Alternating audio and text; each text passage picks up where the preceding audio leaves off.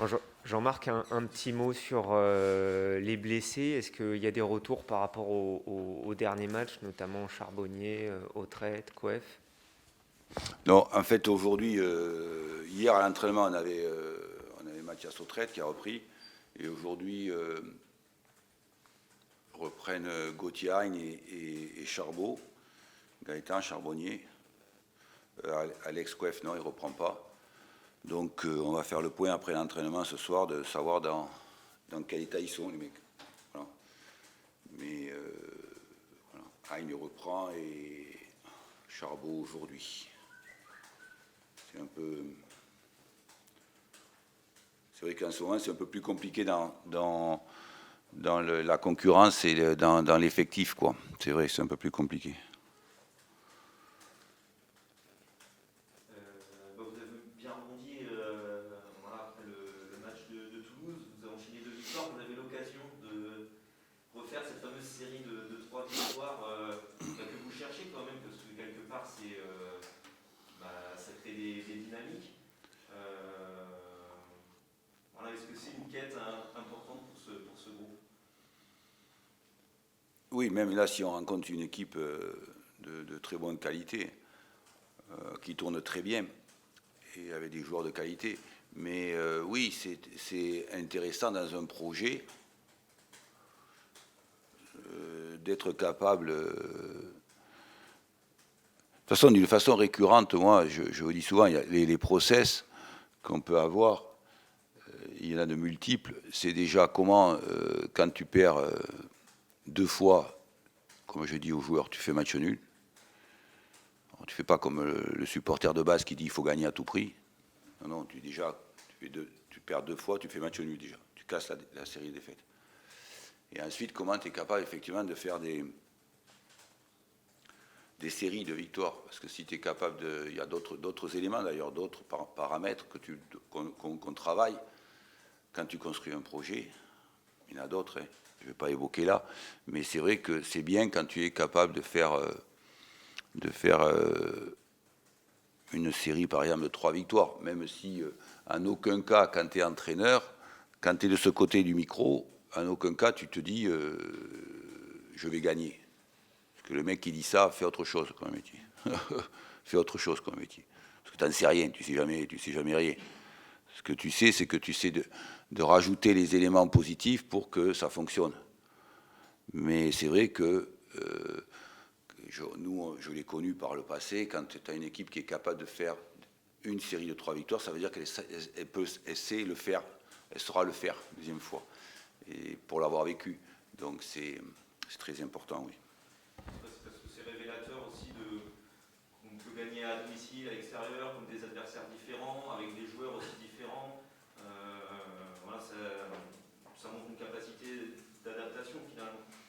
En fait, surtout, c'est que quand tu es capable de construire, quand tu es dans l'obligation de construire un projet, euh, et c'est comment tu arrives à progresser, effectivement, et qu'est-ce que, dans ton vécu, par exemple, quand tu as un vécu d'un 6-0 à Toulouse, comme je dis à mes joueurs, ça on l'oublie pas, les gars.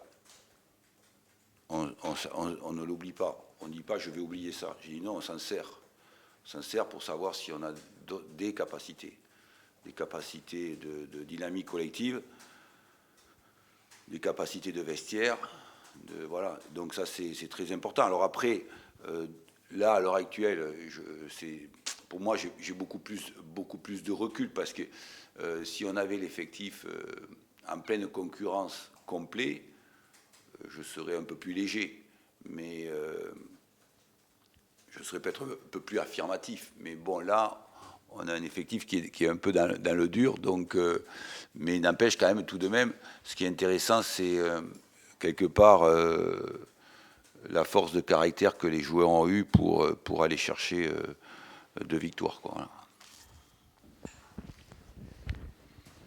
Ouais, je rebondis un peu sur ce que vous venez de dire.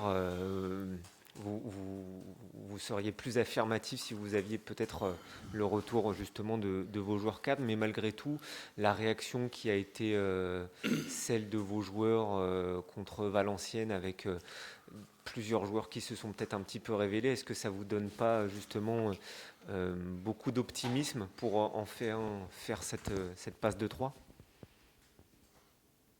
En fait, moi, je ne me projette pas sur la passe de 3, effectivement, parce que c'est surtout, quand tu es coach, tu te projettes sur un projet annuel.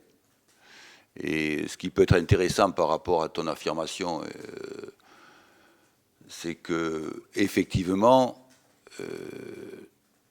on a joué avec un team à Valenciennes où les 5 derrière étaient des titulaires, les 6 avec Dono, mais après devant c'était complètement improvisé. Donc, et ce qui est valorisant, c'est ce que les garçons ont montré. Donc pour l'avenir, quand on est au mois de novembre, début novembre, c'est toujours intéressant de savoir qu'effectivement, quand tu es coach, tu as plusieurs teams titulaires. D'ailleurs, des fois, je les aligne, j'ai dit, tiens, j'ai celui-là qui a fonctionné, après j'ai celui-là qui a fonctionné, j'ai celui-là, et des fois c'est un 4-4-2, des fois c'est un 4-1-4-1, des fois c'est un 4-2-3-1. Parce que quand tu construis un projet, c'est très important, effectivement, de savoir quel team fonctionne. Et c'est vrai que pour l'avenir et pour...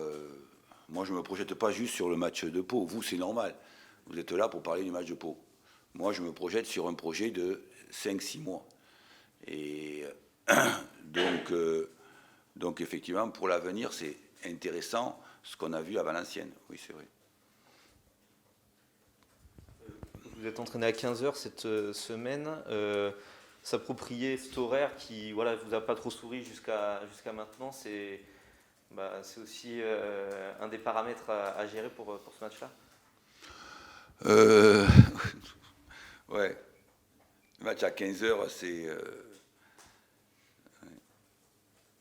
quand tu es footballeur, c'est tout le système de la complexité de la vie. C'est-à-dire on te dit joue à 15h, joue à 14h, joue à 18h, joue à 20h, joue à 19h. Tu es une marionnette, quoi. Mais bon, on est obligé de fermer notre gueule, parce que ceux qui font ça, c'est ceux qui raquent, qui paient. Donc on ferme notre gueule. Et on le fait. Mais c'est vrai que nous, on a les plus mauvais résultats à 15h. Donc... On a pris initiative cette semaine, mais je ne sais pas si physiologiquement, c'est prouvé scientifiquement, sincèrement, en aucun cas.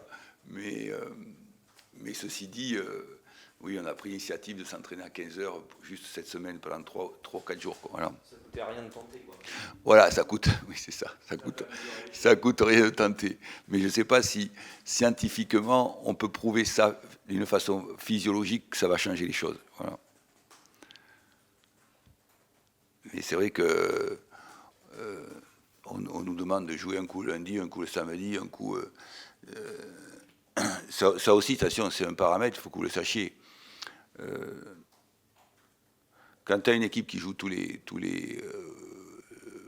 vendredis ou samedi soir par exemple, à telle heure, et que tu joues c'est beaucoup plus facile de préparer une équipe que quand on te dit un coup tu joues à samedi à 15h, ce qui est notre cas depuis la saison, un coup tu joues à lundi soir.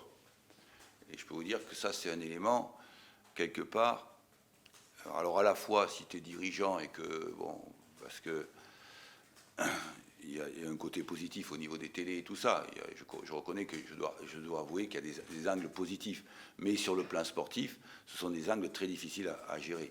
Parce que ça perturbe les préparations des équipes sur le plan physique, voilà, et intellectuel aussi. Ouais. Bon, le football, c'est vraiment la copie conforme de la complexité de la vie, c'est-à-dire qu'il faut toujours s'adapter. Voilà. C'est pas le plus intelligent qui réussit, c'est celui qui sait s'adapter. Voilà. Quand tu sais t'adapter, tu réussis. C'est pas le plus intellectuel. C'est comment tu t'adaptes.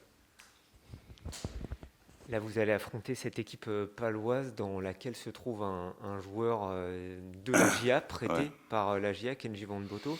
Est-ce que les joueurs prêtés, justement, ils prêtaient une attention particulière? Est-ce qu'on vous fait des rapports? Est-ce que vous, de temps en temps, par curiosité, vous voulez savoir un peu où en est le joueur? Et puis, deuxième question, qu'est-ce que vous pensez de l'épanouissement de Kenji, qui a disputé l'intégralité des matchs, qui a fait une passe décisive, qui a l'air de s'épanouir un petit peu plus? Oui, non, mais ça, c'est normal. Moi, je l'ai vécu en étant prêté aussi quand j'étais joueur professionnel. C'est un deal qu'on avait depuis 2 ou 3 ans. Ça dépend des profils des joueurs. Et c'est pas compliqué. Lorsque tu es prêté, tu as toujours une progression. Alors, ça dépend beaucoup du profil psychologique du joueur. Et lui, il le réclamait depuis longtemps. Parce qu'il voulait, depuis que je suis arrivé, depuis 3 ans, il me dit non, moi j'ai envie de bouger. Et c'est parce que c'est un tempérament qui lui permet effectivement d'évoluer, de grandir dans ce domaine. Il a vraiment le profil type du garçon qui a besoin de... Moi, pour avoir été prêté 2 fois dans ma carrière, tu progresses énormément. Parce que tu es obligé de t'adapter. Toujours pareil, on parle d'adaptation, tu es obligé de t'adapter à un nouveau groupe, à une nouvelle mentalité, une nouvelle région. Et ça fait évoluer un homme.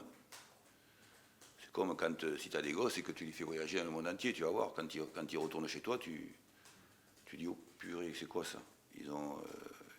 Ça évolue beaucoup plus que si si je reste dans mon village à Saint-Antoine-de-Breuil et que je ne bouge pas. Là, par contre, tu as les œillères. Mais donc là, c'est pareil, quand tu es prêté et que tu bouges beaucoup, ça fait évoluer un joueur d'une façon. Et puis, en plus, effectivement, quand les Palois le veulent, c'est que le mec, il va pas rester sur le banc. Hein. C'est qu'il va jouer. Quand tu fais un prêt, c'est que le mec, il joue titulaire. Donc, effectivement, pour Kenji, c'est quelque chose qui, je lui avais dit, qui est qui a beaucoup de bénéfices. Ça apporte beaucoup de bénéfices à un joueur. Beaucoup, beaucoup. Et même d'ailleurs, des fois, j'en ai connu, moi, j'en ai eu des prêts où des garçons en Ligue 1 ne jouaient pas, ou jouaient très peu, ou 10, 15 matchs. Puis quand ils partent, ils disent, j'ai beaucoup grandi. Alors qu'ils avaient fait que 10 ou 15 matchs. Oui, parce que quand tu bouges et que tu changes de groupe, que tu es obligé d'adapter à une autre vie, un autre club, une autre mentalité, mais ça te fait grandir, effectivement. Quel retour tu as de cette équipe de Pau qui est un peu l'une des surprises quand même de ce début de saison, mais à la fois aussi c'est dans la lignée de la fin de saison dernière où ils avaient été très performants sur la phase retour et qui est capable d'embêter du monde, quoi. Ah oui, c'est une équipe très performante et où ils ont tout compris, c'est que contrairement à vous ici, c'est que eux ils ont la même équipe depuis 2 ans. Ils n'ont pas bougé de groupe. Et ça te permet de progresser vite. Et c'est une très très bonne dynamique collective. Et c'est une équipe qui, sur le plan collectif, est très dangereuse, a une très forte dynamique. Et qui ici va faire un match de haut niveau. Donc c'est vrai que pour nous, c'est un gros challenge, quoi. C'est vrai, c'est un gros challenge. Parce que c'est une équipe qui a avec des joueurs comme Sylvestre, comme Armand, comme Lopi, bon voilà, c'est des très bons joueurs, ce sont des très bons joueurs. Et voilà, donc pour nous, c'est un challenge très très important et difficile, oui. Parce que c'est vraiment une très forte dynamique collective, une équipe très soudée, donc c'est un gros challenge, effectivement. Parce qu'ils se connaissent bien aussi. C'est des joueurs qui jouent ensemble depuis longtemps, ils se connaissent bien. Et oui, c'est évident. Quand tu restes sur des... voilà, comme disait Alex Ferguson, il dit il faut des nouveaux joueurs tous les ans. Mais pas plus de 3. Juste pour donner du sang frais, de l'air frais. Parce que sinon, après, quand tu es coach, ça pose des gros problèmes de jeu, de football, de complicité, etc. Et eux, ils sont très complices parce qu'ils ont une équipe où Didier Tolo sait s'y prendre. Ils ont une équipe avec grosse dynamique collective. Ils se connaissent très très bien. Ils ont des bons joueurs individuellement, très bons joueurs individuellement. Donc c'est un match challenge pour nous. Hein. C'est un match challenge. Il y aura les 30 ans des Ultras au Cerf. Et sans doute. Ah bon? Ouais, ils fêtent leurs 30 ans à l'occasion de ce match-là. Ah ouais, ils fêtent leurs 30 ans. Ouais, lors de ce match-là. Donc il y aura beaucoup de chants et d'animations et déjà cette saison, voilà, le stade est bien garni et il y a plutôt de Ouais, mais l'ambiance. depuis le début de la saison, c'est vraiment sympa. Ouais, quelle Par influence rapport- ça peut avoir sur vous, sur le terrain, quelle influence ça peut avoir? Ah non, mais attention, sache que quand tu as un groupe, là, comme cette année, quand tu vois, ça change beaucoup dans l'état d'esprit des joueurs. Il faut que tu saches, quand t'as un stade qui est dynamique, tonique, qui est joyeux, ça te fait un bien fou. D'ailleurs, il y a plein de joueurs où il y a des endroits où ils ont envie d'aller, pour les raisons que je viens d'évoquer, tu vois, je veux dire. Et depuis le début de la saison, il y a une très forte dynamique et on était très contents de la réception qu'on a eue du public, des supporters et tout ça, parce qu'on a senti depuis le début de la saison un enthousiasme qui nous a fait très très chaud au cœur, qui nous a fait beaucoup plaisir, tu vois. Et donc voilà, ce que c'est intéressant à dire parce que c'est vraiment pour nous quelque chose qui nous a fait beaucoup de bien, tu vois, à la fois, puis surtout aux joueurs qui sont sur le terrain, parce que quand tu as une forte dynamique, que tu es soutenu, comme je l'ai souvent raconté ici, avec les Brestois, avec les Celtes, parce que c'est pas les mêmes que nous, c'est les Celtes. Mais je voulais raconter souvent, une fois on perdait 5-2 contre Valenciennes chez nous, hein. Le stade était archi plein. Et les mecs, ils étaient tous debout avec les drapeaux à crier Stade Brestois, ils étaient comme des fous. Nous, on s'est regardé avec les staffs, on s'est dit, mais c'est pas possible, ça peut pas exister, ça, tu vois. Alors qu'on perdait chez nous 5-2. Mais voilà, mais ça fait un bien fou parce que derrière, ça te met une dynamique très très forte. Et depuis le début de la saison, on est très heureux de ça, les joueurs et le staff. C'est vraiment sympa. Très sympa. Vous aviez remonté au score avec le public? Non, on était à 8 matchs à la fin, et c'est le seul match qu'on avait perdu. Chez nous, en contre Valenciennes. On avait pris 4 contre, dont 2 hors jeu. Et j'étais mort de rire parce qu'il y avait un supporter qui était rentré sur le terrain. Et l'arbitre avait arrêté le match parce qu'il était un costaud comme ça, il est passé par-dessus le grillage. Et pour eux, il y avait 2 hors jeu sur les contres. Il y avait 4-2, 5. Et le supporter, il avait pris le drapeau de l'arbitre, il a poussé, il a dit regarde, il faisait comme ça. On a ri. Ils ont arrêté le match. J'ai dit, mais il vous a pas agressé. J'ai dit aux arbitres, il vous a pas agressé, le mec. Il a juste pris le drapeau, il a montré comment il fallait lever le drapeau. Puis après, il est repassé par-dessus le grillage. J'étais mort de rire. Mais ça m'a fait rire, ça. Alors qu'on perdait, tu vois. Juste pour lui montrer qu'il fallait lever le drapeau. Ça a détendu l'atmosphère. Ouais, c'est ça, voilà. Exactement. Juste une dernière question concernant Trouillet qui s'était peu entraîné avec vous, qui finalement a réalisé un bon match contre Valenciennes. Comment vous le sentez à l'entraînement, physiquement, dans sa tête, le fait de pouvoir rejouer, d'avoir fait ce genre de prestations par rapport au match qui arrive là? Non, par rapport à ça, ce que je suis satisfait, c'est de la prestation d'Alexis à Valenciennes, parce que ça te met une solution de plus. Il y a un truc où il faut que je sois prudent, effectivement, c'est qu'Alexis, il n'a pas joué depuis... il s'est entraîné en réathlétisation, mais pas avec l'équipe, ça fait que 4, 5 jours, 6 jours qu'il s'entraîne. Donc, bon, il faut quand même être prudent. Mais ce qui est intéressant, c'est quand dans le visuel, quand tu observes le match et que tu as deux numéros 8, 10 avec Agne et Alexis Trouillet qui sont capables, effectivement, de mettre en danger l'équipe adverse, les milieux défensifs adverses parce qu'ils se mettent très bien dans les intervalles, etc. Bon, ça te donne une possibilité pour l'avenir. Mais là, pour Alexis Trouillet, ce qu'il y a de bien, c'est qu'il n'est pas blessé, mais il n'est pas dans le sens où on ne peut pas, même s'il est bien et tout ça, mais on ne peut pas affirmer que le gars soit au top de sa forme parce que ça fait quand même un mois qu'il est en rétatisation et qu'il s'est entraîné 5-6 jours. Ça, c'est difficile d'affirmer ça, vois-tu. Parce que ceux qui sont au top le plus souvent, même si tu arrêtes un mec qui a fait toute la préparation estivale avec toi, comme je dis souvent, ça m'arrive de dire à certains qui ont fait toute la préparation estivale, tu peux t'arrêter 3 ou 4 jours. Parce que quand tu as fait la préparation estivale et que tu as enchaîné 8 ou 10 matchs, ça va, c'est pas parce que tu vas t'arrêter 3 ou 4 jours que tu vas être entamé. Par contre, pour ceux, et ça c'est dangereux comme Rémi, qui n'ont pas fait de préparation estivale, par définition et par expérience, c'est très compliqué pour les ramener dans les 6 premiers mois au top de la forme. Ceux qui n'ont fait pas. Et je leur dis souvent, je leur dis très très souvent, j'ai dit quand vous êtes professionnel, il y a un truc qui est capital pour l'avoir vécu depuis l'âge de 15 ans, et je suis vieux. Et c'est que déjà, pendant les vacances, comment tu es capable d'arriver au bien de ta forme à l'entraînement d'estival. Parce que si tu as un mois de vacances, comment tu t'arrêtes 8-10 jours et après tu bosses. Voilà. Et quand tu arrives, et comment tu fais une préparation estivale de très haut niveau. Parce qu'en règle générale, ceux qui font une préparation estivale sans être blessés et sans logique normale, ta saison, elle est bien. Par contre, si tu loupes ta préparation estivale, souvent, moi, par expérience et pour l'avoir vécu, ça fait très longtemps tant que je suis entraîneur, tu récupères tes mecs au mois de décembre, janvier, pas avant. Très souvent. Très, très souvent. Très souvent. Et Trouillet, le problème, c'est que nous, on n'a pas eu la préparation estivale. Ça aurait été beaucoup mieux que par exemple, un prêt, tu l'as en préparation estivale. Et en plus, il a été blessé dès qu'il est arrivé au bout de 2 jours. Donc, mais par contre, ce qui était intéressant, c'est en visuel, c'est ce qu'on a vu. Mais on n'est pas étonné parce que les infos qu'on a, on sait que c'est un joueur de football doué. Ça, on le savait.